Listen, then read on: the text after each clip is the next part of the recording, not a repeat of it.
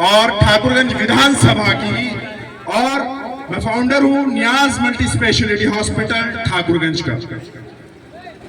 जब कोरोना का वक्त आया तो मैं आप सबको बताना चाहूंगा कि मैं एक लैविश लाइफ छोड़ के सिलीगुड़ी के बड़े बड़े हॉस्पिटल में काम करता था। सिलीगुड़ी के मेडिकल कॉलेज में मैं असिस्टेंट प्रोफेसर था। मैंने इन सारी चीजों को त्याग दिया अपने ठाकुरगंज के लिए, अपने ठाकुरगंज के लोगों के लिए, यहाँ की बेहतरी के लिए। यहाँ किस तरह हम लोग इस इलाके को बेहतर कर सकते हैं, तो हम लोगों ने पिछले 4 सालों में ये देखा कि यहाँ क्या क्या कमियां हैं, किन कमियों के वजह से हमारे यहाँ के लोग पिछड़े हैं, क्यों सड़कें नहीं बनी है, क्यों ट्रांसफार्मर नहीं लगता है, क्यों रिश्वतखोरी होती है, क्यों ब्लॉक में लोग पैसे लेते हैं, क्यों हमारे लोग रजिस्ट्री ऑफिस में धक्के खाते हैं, क्यों एक म्यूटेशन के लिए परेशान है।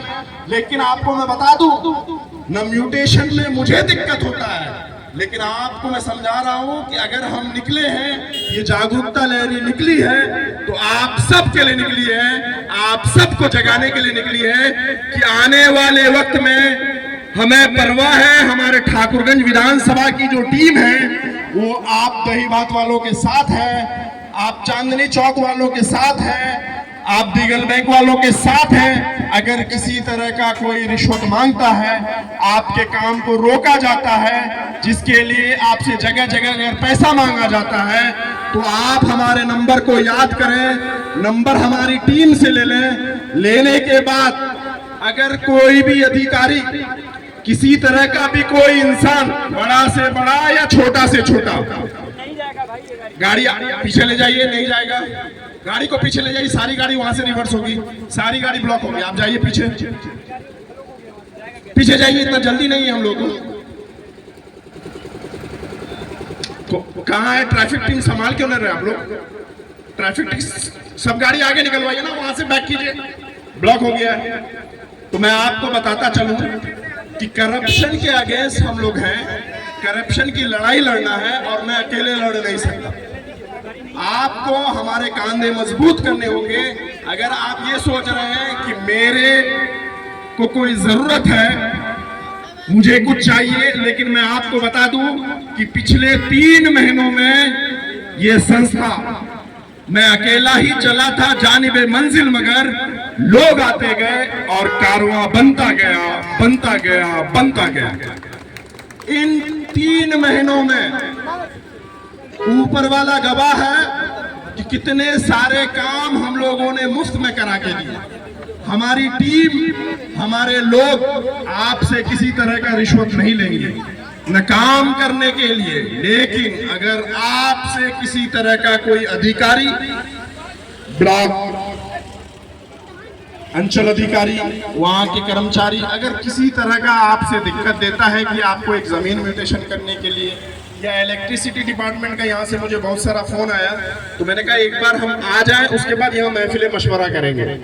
तो ऐसी हालत में मैं कह रहा हूँ, अगर आप सब जग जाएं तो एडमिनिस्ट्रेशन आपका कदम चूमेगी, आपका गुलाम है। क्यों? क्योंकि आप अगर एक चॉकलेट भी खरीदते हैं तो उसकी सैलरी जो है, जो भी अधिकारी है, वही आपके टैक्स से उसको सैलरी मिलता है। आप लोग इस बात से सहमत है कि नहीं, कि आपका ही पैसा अधिकारियों को दिया जाता है? तो क्या आप चाहते हैं कि अधिकारी का तलवा आप चाटे कि अधिकारियों को आप तलवा चटवाएंगे? क्या चाहते हैं? आप लोग चाटना ही चाहते हैं, मुझे लग रहा है। तो कोशिश कीजिए, खुद जागिए। आने वाला वक्त जो विधानसभा का टाइम है, ऐसे आदमी को चुनिएगा कि पार्टी को मत चुनिएगा। हमारे इलाके में लोग क्या गलती करता है कि जो ऊपर आला अधिकारी लोग बैठे हुए हैं, जो पार्टियां चला रहे हैं, वो जिसको मन उसको टिकट दे दिया, और हम लोग क्या किए, फला जीतिया बे वही दिया वोट दे दो। अपने दिल से ये डर निकालिए, और जो बेहतर इंसान है, जो बेहतर आपके लिए काम कर सकता है, और जिसकी नुमाइंदगी अगर जब आप पटना भेजेंगे विधानसभा, तो वो दहाड़ के आपके लिए यहाँ की चीजें, छोटी छोटी चीजें, एक ट्रांसफार्मर, एक मुखिया लगा सकता है। लेकिन क्या है, यहाँ माहौल ही ऐसा बना दिया गया है, कितनी बड़ी चीज है। आप लोग छोटी छोटी चीजों को जो है ना बहुत महत्व दें। कोशिश कीजिए कि अपने दम पे अपना काम कराइए। अगर वो काम नहीं होता है तो हमारी संस्था को अल्लाह के वास्ते, भगवान के वास्ते, खुदा के वास्ते एक बार याद कीजिएगा, एक बार थोड़ा सा जांच कीजिएगा कि जो लड़का आया था अपनी सारी नौकरी छोड़ के, सारा लैविश लाइफ जो अच्छी जिंदगी थी छोड़ के क्यों आया। मैं तो कहीं भी जा सकता, मैं MBBS के बाद MD किया हूँ, क्या जरूरत है मुझे इन सब चीजों का। लेकिन क्या है, यहाँ के मिट्टी का कुछ कर्ज है। मैं एक मुसलमान हूँ, आपको कब्र में जवाब देना पड़ेगा कि आपको इल्म हासिल किया तो आपने किसी को इल्म दिया, आपने लोगों को जगाया, लोगों की बात की, वहाँ क्या बोलना है, नहीं बोलना है, कैसे बोलना है, क्या तकलीफ है, ये सारी चीजों पे आपको मुझे जगाना है। हो सकता है मुझसे बहुत बहुत होशियार आप लोगों में से बहुत सारे लोग होंगे, लेकिन मैं एक कोशिश कर रहा हूँ और आप लोगों से ये दुआ की गुजारिश कर रहा हूँ कि आप लोग इस मुहिम के लिए दुआ करें, हम लोगों के लिए दुआ करें, खुद के लिए दुआ करें। इस मुहिम का 3 काम है: शिक्षा, स्वास्थ्य, रोजगार। हमारे एरिया का लोग न दिल्ली जाए, न पंजाब जाए, न लुधियाना जाए, न कहीं जाए। हमारे यहाँ के लोगों को ठाकुरगंज में ही नौकरी मिलनी चाहिए, चाहे वो मक्का का फैक्ट्री में हो, चाहे मक्का का सही रेट हो।